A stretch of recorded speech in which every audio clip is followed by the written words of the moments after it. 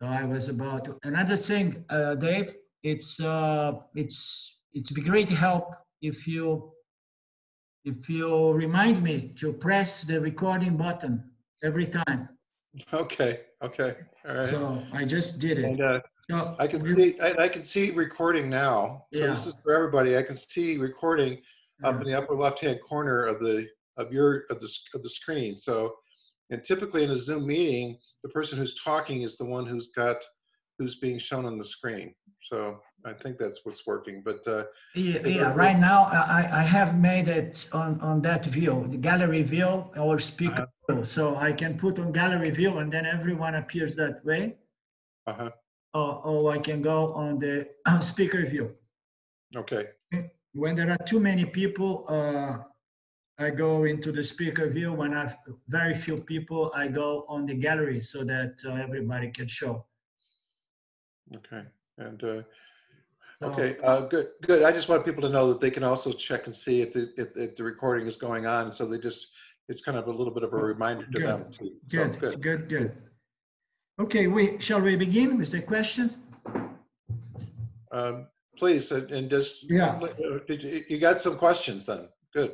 Yeah, I got some questions here, and one of the question is it refers to the verse number 3.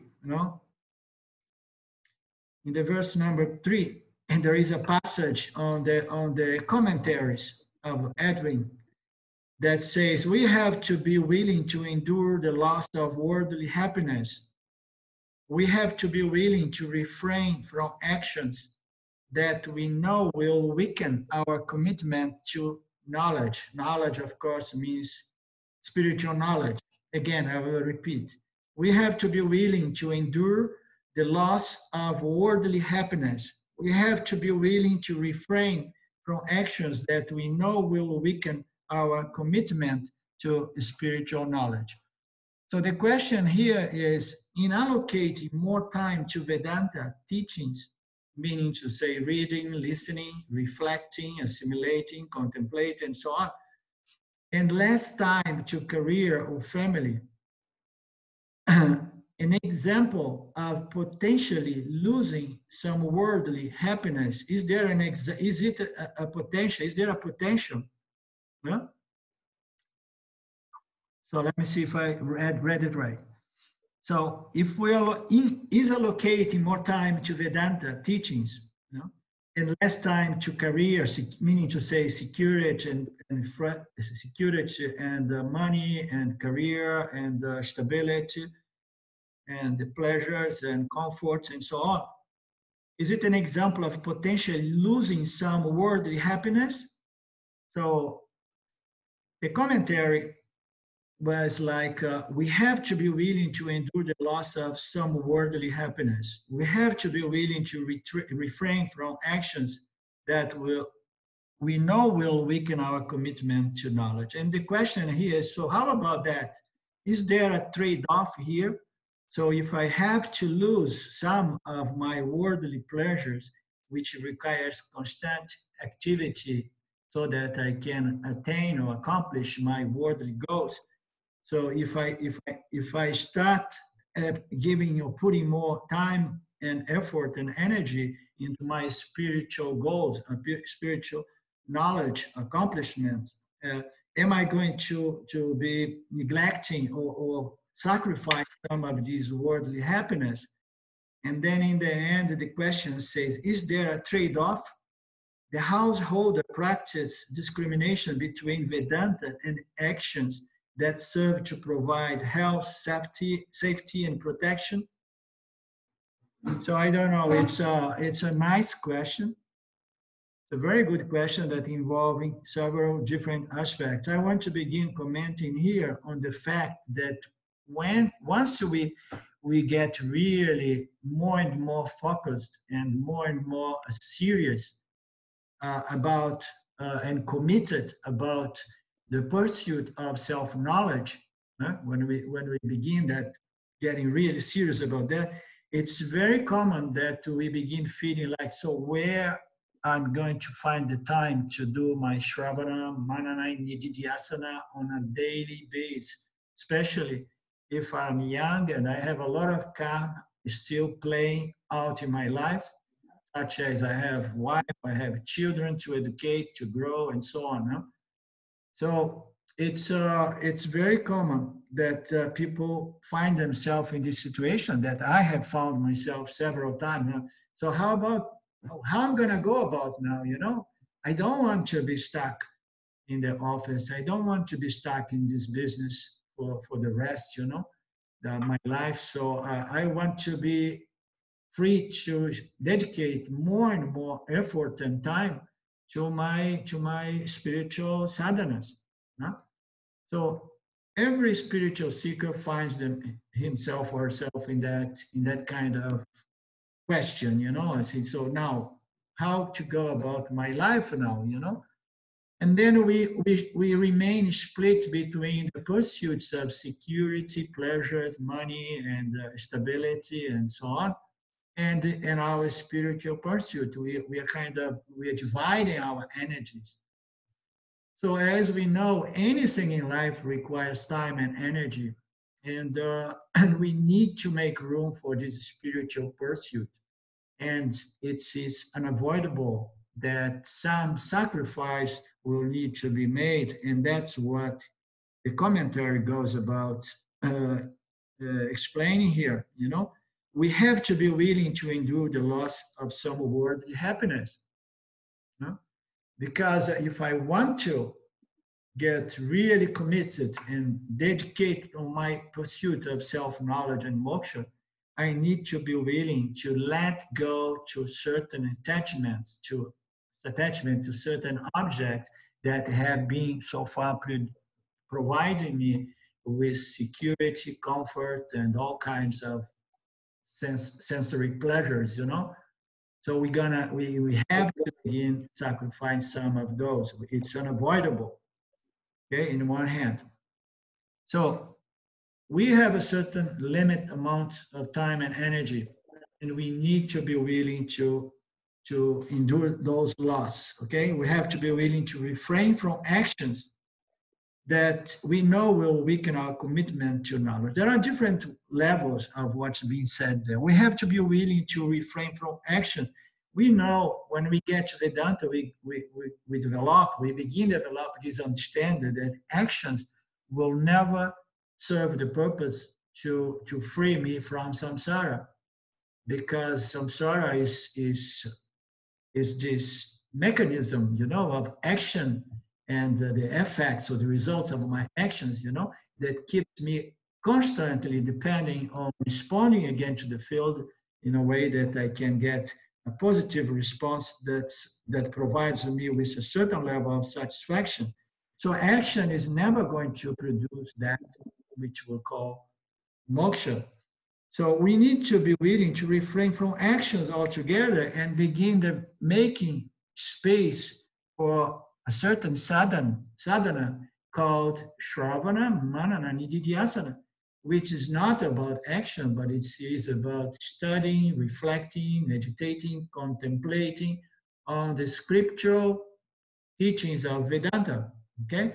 So we need to begin by understanding that actions will not really free me, that only Vedanta meditation, which is Nididhyasana, or Vedanta, Shravana, Manana, Nididhyasana, meaning to say the start, the readings, listening to the teachings, submitting my mind to the teachings, reflecting, contemplate. So this is Vedanta, okay? This is our meditation. This is our sadhana. No? We need to develop this vision, clear vision that actions alone will not do it. But yet we have to understand that actions serve the purpose to prepare my mind so that I can do my Vedanta Nididhyasana, or my Vedanta study and contemplation and so on, in a certain way that this knowledge can be more easily assimilated and retained. So although action will never solve this problem, because action solves the problems of the two basic pursuits of human beings, which is security and satisfactions, pleasures, entertainment, you know. So security and pleasures, they require actions. And then Dharma, which is the third stage, the third level of human pursuit, is a very unique kind of pursuit. Is a pursuit that requires action, but this action has to be done from a certain standpoint or platform, you know, in which it produces spiritual development, spiritual refinement, spiritual elevation. So we are talking about the pursuit of Dharma, the pursuit of purified mind through what we call Karma Yoga. So although actions can never really produce the moksha that is the goal of everyone, you know, in contact with Vedanta, actions can prepare the mind. So we have to be willing to refrain from actions, especially those actions that will weaken our commitment to moksha. So which are these actions that weaken our commitment to moksha? Are the self-centered kind of rajasic and tamasic actions in which I'm totally hooked to the outcome, to the results of my actions. I have huge expectation in reference to the results of such actions. And they are actions performed with a lot of anxiety. They are not really skillful actions because the individual did not understood properly the field and the laws governing this dynamic field of actions and results of actions, okay, which is under the domain of Ishvara and with its laws, its karmic laws.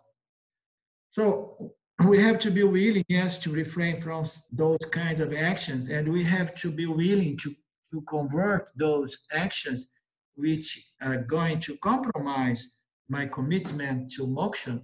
We have to substitute them to actions that are going to enhance my commitment and dedication to moksha, to self-inquiry and moksha. And which actions are those? Those are the sattvic dharmic actions, the actions performed with a certain attitude that we call the Karma Yoga attitude that serves the purpose of prepare and refine and purify the mind. So therefore, how are we going to go about doing our sadhanas? Well, if we have a busy life because we have still a lot of karma going, okay? So there are people who are caught up with karma and they cannot avoid those karmas because it's part of their dharmas. You know, it's my dharma to fulfill my role as a husband, as a father, as a wife, as a son, as a mother, as a father. We have all these roles. And when we are caught up in the world through those roles, we should and we must perform those actions, okay? But there are some people that they don't have much karma playing for them, but yet they are addicted to actions. So the first thing to understand is, do I really need to do what I do nearly every day here? Are these actions really necessary because it is my dharma to perform those actions, okay? Or those actions are just unnecessary actions that they're just running as a program due to my extroverted vasanas, my tendency to act out constantly, okay? Again and again, interact again and again, doing something as a means to gain something. So we need to understand if we really are doing actions because it's in my best interest to act and to act in a certain way with a certain spirit, with a certain attitude, or I'm just doing actions out of just addiction to actions. Huh? So if I don't need to do actions, so what are we going to do with our free time? Huh? No, I mean, I don't have much karma going for me. I have my children are grown up. I have money in the bank. I have a home. You know, I'm enjoying perfect environment for my spiritual growth here. So if I really bust in such kind of a punya karma, and then I have to use this free time I have at my disposal to do more and more what we call our Vedanta sadhana. Okay? To again and again submit my mind to the teachings as presented by the scriptures of Vedanta. So this is a very, very positive kind of karma. So I have all the time. I don't have much karma happening here. I don't have an addiction to action. Therefore, now I'm going to make use of this free time to submit and study and contemplate and resolve my doubts, because my goal in this lifetime is self-knowledge and moksha. Okay? So we need to refrain from those rajasic and tamasic actions and begin acting out whenever necessary, whenever I'm called to exercise my dharma, I act out, and my actions must be as sattvic as possible, and it has to be in conformity to my dharma and to the situational dharma, to universal dharma. We need to have a certain understanding of dharma as well. So if I act with that spirit, and then my actions anyhow are producing good results. And the good results is a mental refinement, is a constant process of mental purification, mental refinement, spiritual elevation. For anyone who is caught up with a lot of absolutely necessary activities or karmas, the best solution, and someone in that condition does not have much time to go and just meditate, contemplate, and study the scriptural knowledge. So the best thing is to convert all my actions, which are unavoidable, okay, which are actions that I cannot escape, okay. So I convert those actions in spiritual sadhana by becoming a karmi yogi. Okay. So, and then in reference to this question, is allocate more time to Vedanta teachings like reading, listening, and reflecting and assimilating. So the person here is referring to the Vedanta sadhana of contemplating and assimilating, studying the scriptural knowledge, in less time for my family and career, you know. Am I going to potentially lose some of my worldly happiness? Okay. Yes, you're gonna lose some of those worldly day-to-day happiness that you get from gaining or attaining or accomplishing some worldly goals.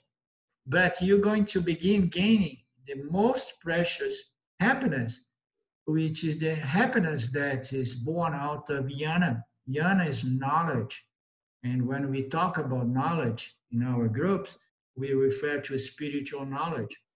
So the most sublime, the most joyful kind of punya is called jnana. It's called knowledge.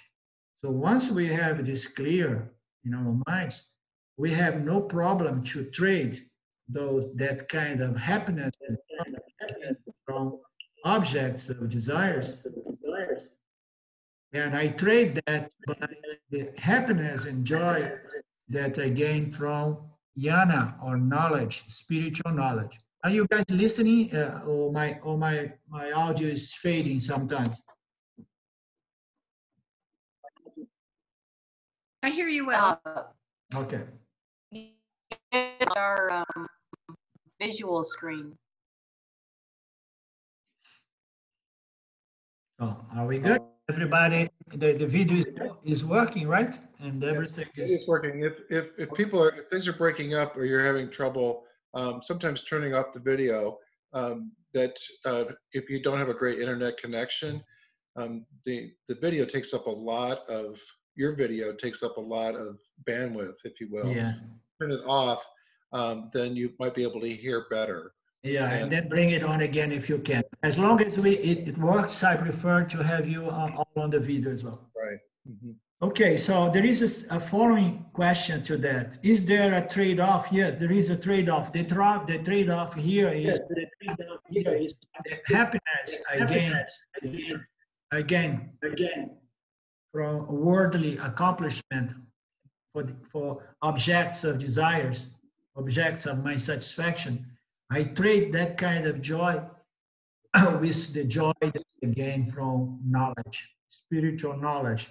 Why? Because the spiritual knowledge, it purifies the mind, it refines the mind in such a way that the mind starts gaining this joy from within rather than from outside.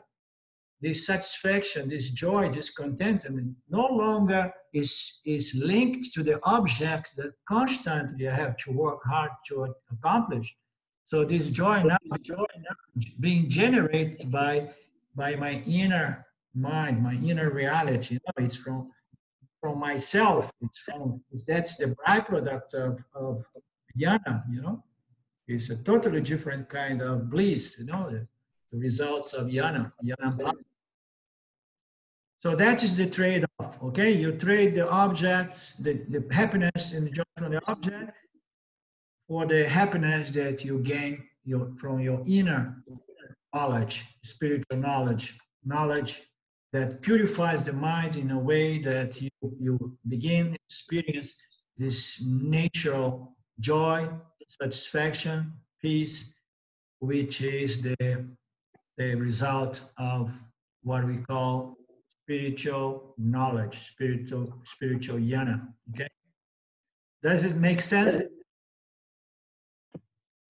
That makes sense to me. And one of the things that I'm taking away, I've always thought about, you're really talking about discriminating, I think. And in this case, they're using that word to discriminate between, sadhana, or what are dharmic actions, and what's the purpose and the intent. So to me, there's a lot about discrimination. And in the past, I've always thought of discrimination as being able to discriminate between what is real and what's not real, which is a basic, concept about, duality versus non-duality, and understanding that. But would you agree that, or would you say that, discrimination is not only about what's real and what's not real, but it's also about your choice of actions that you are taking, and Absolutely. what is the intent. So it's really broadening, in my mind, the concept of discrimination. Yeah, I mean, discrimination is the most important tool in the Vedanta teachings, but it's the discrimination between consciousness and the intellect, between the absolute subject and the vehicle of experience, knowledge, called the intellect.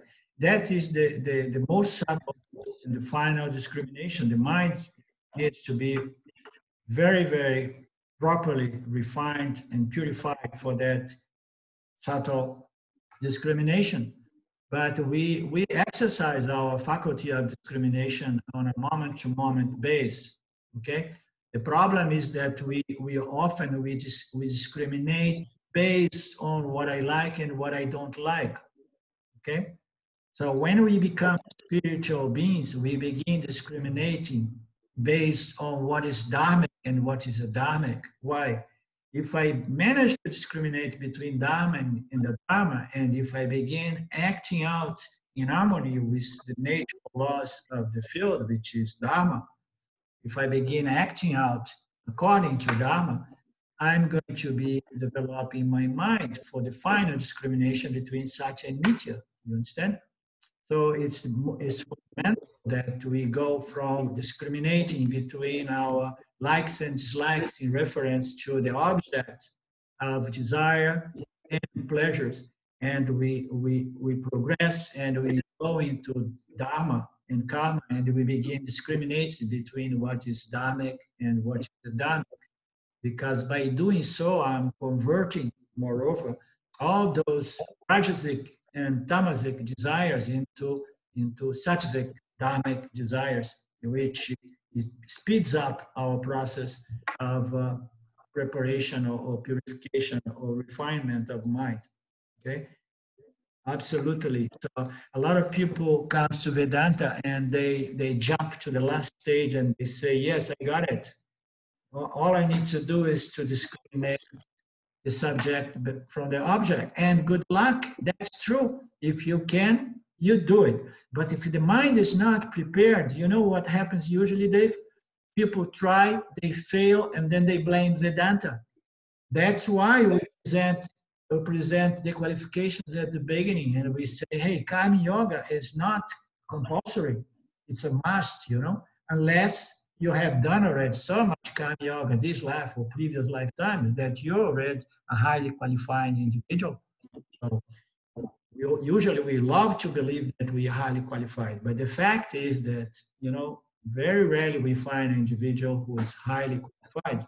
Most of us, we require Karma Yoga, to as means to prepare the mind for this final discrimination.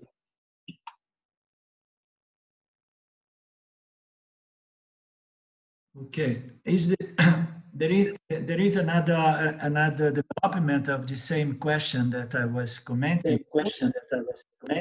The household discrimination between Vedanta and actions that serve to provide health, safety, and protection. I think that is more or less aligned with what Dave said right now.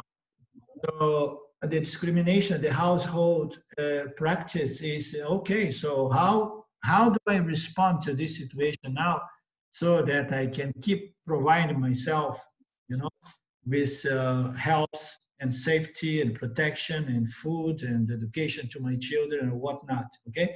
So I need to all the time respond appropriately, because the pursuit of security and the pursuit of satisfaction they are valid human pursuits. They need to be respected. In Vedanta, we respect all these 4 levels or stages of human pursuits, all these 4 different categories of human pursuits. We do value all of them. We respect money in our sampradaya, in our culture, in the Vedic culture, okay? But all we say is don't stop at security and pleasure and money and entertainment, and security and entertainment.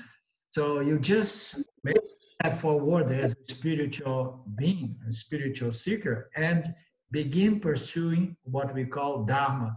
And when we begin pursuing Dharma, then we begin doing what the first question here was referring to.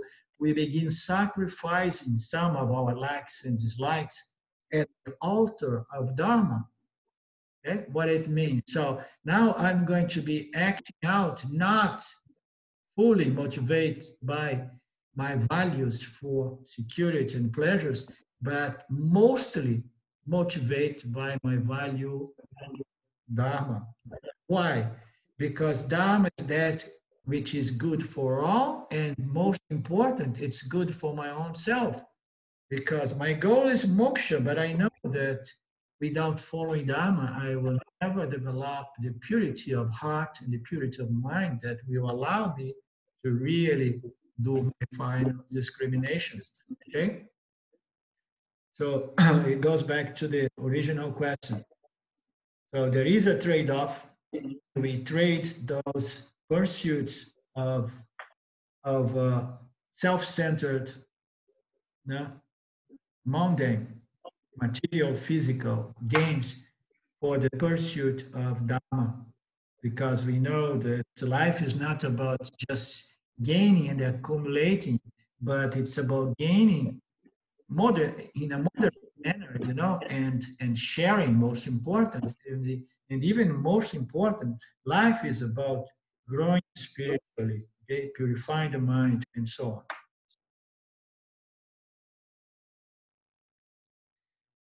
So the self is happy. The ego strives for freedom from unhappiness.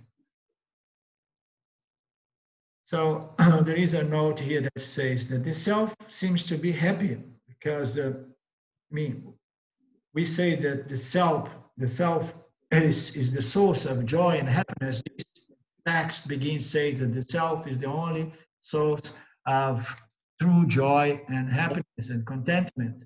And security, sometimes it says as well.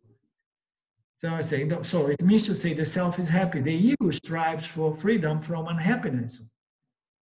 So the ego is trying for freedom from unhappiness, because the ego most of the time suffers from this sense of dissatisfaction, unhappiness, discontentment, because it always wants something, and the ego is always believing, if I accomplish this goal, if I gain this object of desire, only then I will be free from suffering. So the ego is always striving from freedom from suffering, freedom from unhappiness, and it does so by the meaning of gaining or attaining my objects, desires, accomplish my goals in life. My goals relate to security and pleasures. And then the question goes about, say, does it take some level of knowledge for the jiva to accept that the actual pursuit of freedom is equivalent of pursuit of limitlessness? So what the questioner is trying to say is like, so what it takes, it evidently takes a certain amount of spiritual maturity to come to the point of not only understand, but really retain this knowledge that all pursuit that we have in terms of happiness, not the happiness that we are pursuing. We are trying to remove the sense of limitation that is the cause of the unhappiness. So every human jiva feels limited somehow. Okay, every human being feels limited, and everything we do is for the sake of trying to remove this nagging sense of limitation. Okay, so what we do, this is a very fine and subtle mechanism. We believe that we are incomplete to begin with.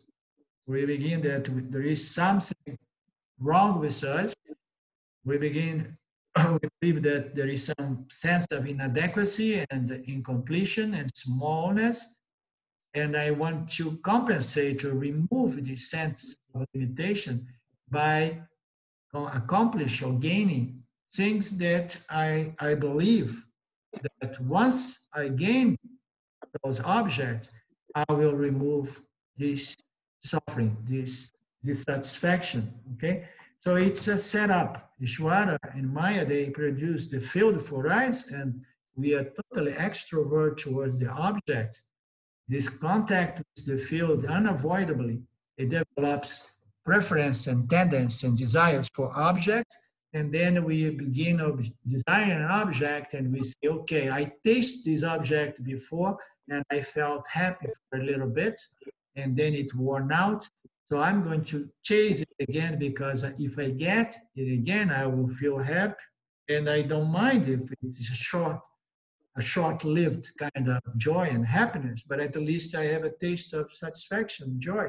So caught up in this web, in this wheel of samsara, of trying to resolve this human sense of smallness and limitation by gaining what I desire and avoiding what I'm afraid about, what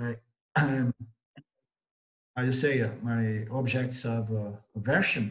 No? I want to avoid what I don't like, and I want to gain what I like.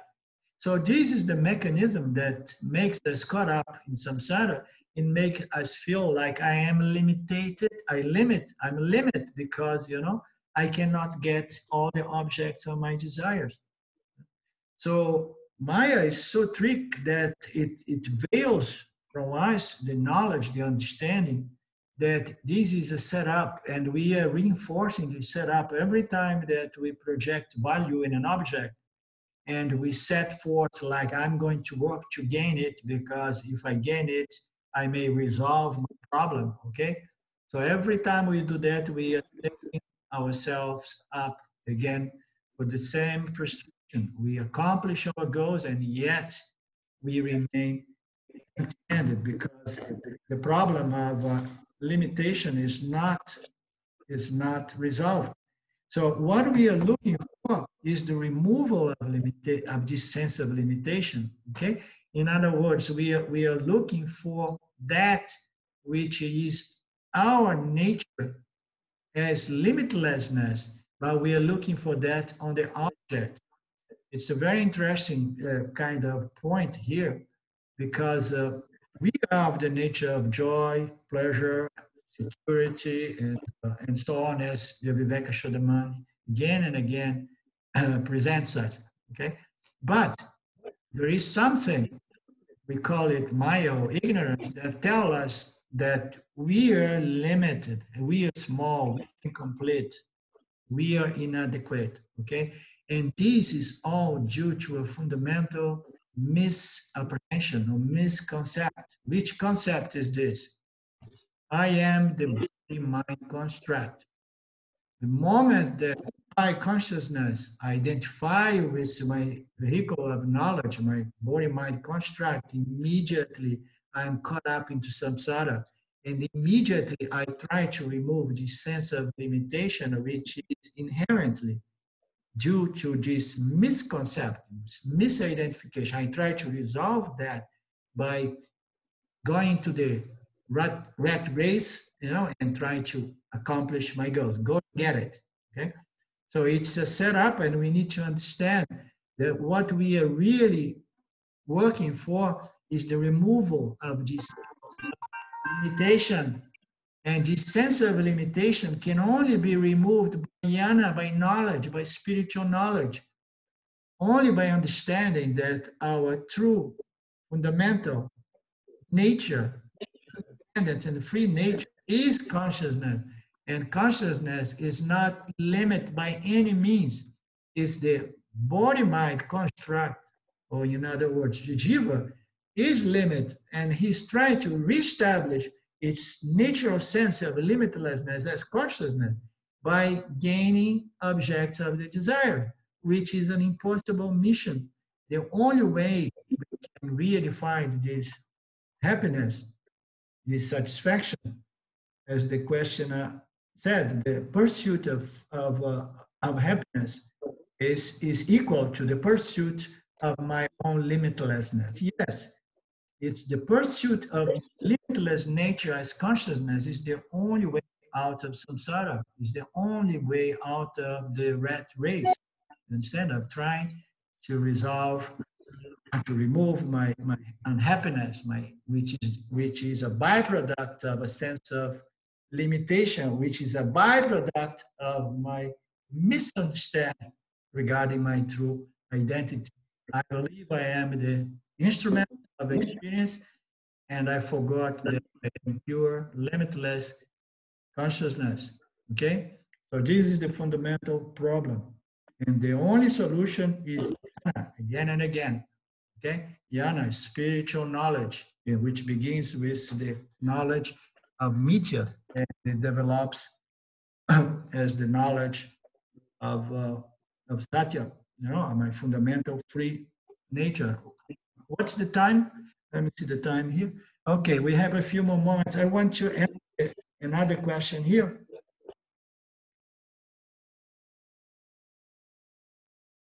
So is this one clear? Anybody has any questions related to what we covered so far?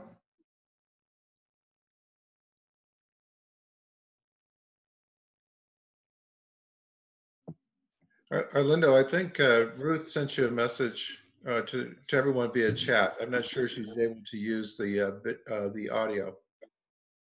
That's okay. But that, okay.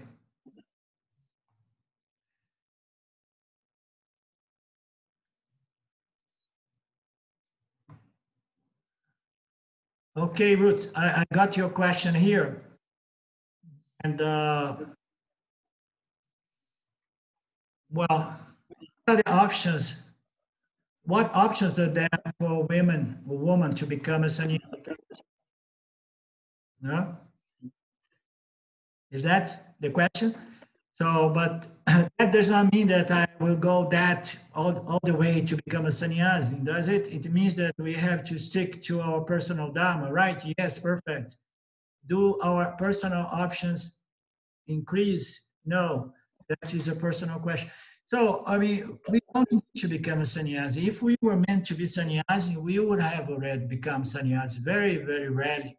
A lot of people try to become a sannyasi because they don't want to really, get into working their own karmas. A lot of people try to escape mitya, escape samsara by becoming a sannyas. The best way is to, if we find ourselves caught up with karma, we need to work our karma, okay? And then if my mind is clear and I have worked out my karma, I'm not trying to become a sannyasi to escape my karma. And then I have even the option to become a sannyasi at certain age, when all my karma is fulfilled. Why not? Okay? So we can become a sannyasi. But we have to be very careful with that notion, because the intention behind that desire has to be as pure as possible, as clear as possible. I mean, we don't want to make a step that we can regret badly afterwards, because becoming a sannyasi is something irreversible. We see in the culture, once you are sannyasi, you are sannyasi. You cannot leave that status anymore and go back. You have to give away all your belongings, give away everything, do your vows to the tradition and so on. And so we better be careful with that. Okay, let me cover another question here while we still have a moment.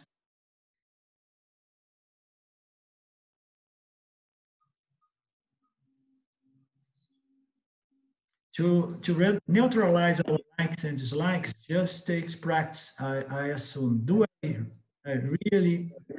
So I really like my cup of coffee. So the question is, I want to neutralize my likes and dislikes, but I'm crazy with my cup of coffee every morning. So how I'm gonna go about that? Is it a problem? So it is, and it's not. Okay. So likes and dislikes is something that we cannot avoid in life. Life is nothing than this constant interaction between us jivas and the field, and we are constantly in contact with objects, and it's human to develop, that we're talking about human jivas, it's human to develop preference for certain things and aversions or indifference to others. It's unavoidable. We come with a program. According to our program, we're going to develop preference and aversion and indifference to some other object. Okay, so that is unavoidable. So what is the problem with my likes and dislikes? The problem with likes and dislikes is when they are too intense, when they are binding, when they are not moderate in that case, okay? When they are not necessary, okay? And when they are not dharmic, is something that's going to hurt others, myself and the other creatures in the field of action. So in that case, it's not a good like, or it's not a good dislike. You understand? We always have to bring our likes and dislikes, in the light of Dharma. So if it is a reference, it has to be dharmic, it has to be sattvic in another language, moderate, genuine, and it has to be non-binding. So in that sense, if I am too hooked to my coffee in the morning, to the extent that I cannot live without it, and then it is a good sadhana, a test to say, no, I'm not going to have coffee for 1 week. And then I can practice my dispassion, my willpower, my determination, my discrimination. All of this can serve as a test as well, okay? We don't want to be slaves of our likes and dislikes. We want to be the masters of our likes and dislikes. This is the point. Okay? So I want to have the ability to say no to my likes and dislikes.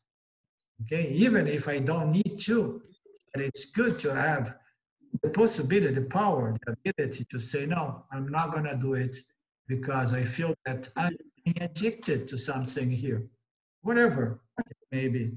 Okay? If I feel that I begin developing a desire, like and dislike that is binding to me, You know, it's a kind of addiction. It's no longer preference. And then it's good to refrain from that, you know, to filter that and to control that a little bit. So we want desires. In simple language, we want to convert our likes and dislikes into preference, and preference that we have a certain power over, not dislikes and dislikes that have power over my free will, my discriminating faculty, and I discriminate according to what is conducive to my spiritual growth and evolution, and what is going to bring me down spiritually. So this is another way to look at this discrimination. I want to discriminate between any kind of circumstance or situation or response that's going to favor my spiritual development from those that are going to bring me down spiritually. Arlinda, do you have any final comments before we wrap up here? Yeah, let me just check here. This is starting with a small example, but it really feeds into larger likes and dislikes. Then for the flips, like really, I can't stand TV commercials, and I get very irritated when my husband forgets to mute the commercials. This is a small one, you know, but sometimes it can be big, you know. I hate it. I don't like it, you know. I mean, the dislikes are as power in producing misery than the likes, you know. Some people, they are more centered on the dislikes. Some people are more centered on the desire, the likes. But both, when they are really, you know, we need to be able to hold ourselves, you know, we call it forbearance or detection, you know. So if it's okay, if I have to put up with the TV commercial, so I should not suffer if I have to make a concession here for some reason or another. If my husband loved those commercials, so I have to come to an agreement with my husband and say, okay, so let's do 50-50. So you put on the 50% of the commercials, then the other 50, and you get my dislike here, and you keep the TV off in that case. Okay. There are more questions here. Okay, so I think we are running out of time.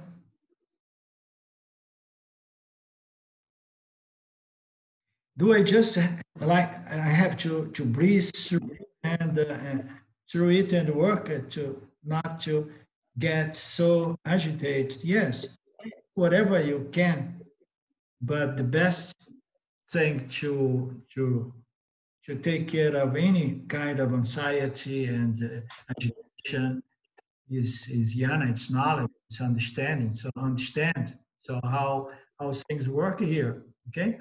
Understand the nature of objects, the nature of our likes and dislikes, the relationship between myself and my wife, and my husband. So how I can live a life in a way that I find workability with the other people around me, you know, understand. And then we cut some deals and then develop the picture, you know? Forbearance, and so I can put up with things that I don't like, and gradually my likes and dislikes, they are neutralized, or they become small, so that I can call them preference or no preference, or preference or indifference. Okay. Okay. So we're saying, you know, I'm seeing some messages come up about planning ahead now. So, I mean, thank you for today. This message, I'm going to save this message and copy them and save it, and then we can continue from where we stopped today. Next time. So next time, we kind of looked at the first 6 verses. So, do you want to think about what the next set of verses to look at? Well, I was going to talk to you about that. I think we should remain with the 6th verse. There is a lot of materials there. People should be encouraged to read them and try to clear the question. If we go too fast through this verse, very soon we're going to be covering already those 42, 43 verse that we did in Carbondale. and then we're going to be in a situation that we're going to have to find something else to do, because Eden said very clearly, so let's not advance with the text, because I would like us to do another, invite you back here to finish this verse in Carbondale, this text. Okay, so you're suggesting that we stay with these 6 verses, and my intent was to do this bi-weekly, like every other week, to have this class, Yeah. and which means that the next class would fall on the American Thanksgiving. So I'm suggesting that's not a good day for most of us in America to do that, and that the next class to be December 5th. Yeah, yeah. I mean, we can do those 6 verses again, and then we can move on. And again, send the message of yours. Remind people to read the verse and the text, and try to come up with some good questions or bad questions. Bad questions can be turned into good answers in any case. Okay, so for right now, we'll wrap up. We'll just say that the 5th of December, 8 o'clock Mountain time, Yeah. in the next class, review the 6 verses again, ask questions and submissions to you that are generated by this. And the questions have been pretty broad and ranging, so I think it's a lot of good things covered here. And then I would ask people to share with me any feedback, any comments they have about how this session is working for them, ideas for how we might be able to improve it. Anything that you've got that is a concern, let me know, like how to use the system, or if you're not sure about how to use PayPal and how to make a donation to recognize the value of these sessions, then let me know. Or if you're not sure about how to get the PDF from Shining World, then let me know. And I may not know all the answers, but I will try and find out and get back to you as soon as I can. So I'm committed to that. So unless there's somebody has a comment, I'm going to wrap up. Okay. One more thing I want to say about what we did today, Dave, is like we have covered a few questions, but those questions we could have gone much more deeper on those questions. It's just that I tried to cover more than one question, but we could have stayed for the entire section today in the first question. So I would rather go back and see if more people find other questions relate to this first 6 verse of Vivekachudamani. And Claudia, I have the opportunity to read and maybe come up with some questions as well. Yeah, and I think it's really interesting to think about how this relates to our daily life, like the question about dealing with your spouse watching television, and how does this? To me, that's really interesting to think about these examples, and so I welcome people to take this wherever they need to take it. And absolutely, yeah. We don't need to divorce our husbands and wives. Right? Sylvia must be in the background. She can hear you. So she just arrived there. She's in the kitchen. And well, thank you so much. Thank you for everyone participating. And again, please let me know your comments and questions, and let's keep moving forward. So let me close then here. Close. Yep. Om Purnamada Purnamidam Purnamudachyate Purnasya Purnamadaya Purnameva Vashishate. Om Shanti Shanti Shanti. Thank you, Lord. Thank you, everybody. We meet again sometime. And much love to all. And anybody wanting to ask me questions in between on a one-to-one or written message, you have my email. So I'm always available. Okay. Big hug. Much love to everybody. Bye.